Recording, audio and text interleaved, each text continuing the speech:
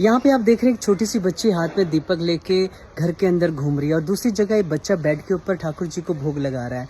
इन बच्चों को वास्तव में पता नहीं कर क्या रहे हैं, पर जब हमको अच्छा लग रहा है इनको देख के, तो जिनके लिए कर रहे हैं उन भगवान को कितना अच्छा लग रहा होगा। अब ये सब देख के कई माँ बाप को ऐसा लग सकता है और वो उनकी सोच ऐसी हो सकती है कि जिंदगी में आगे बढ़ने के लिए पैसा सब कुछ है, पैसा होगा तो सब कुछ होगा, ठीक है।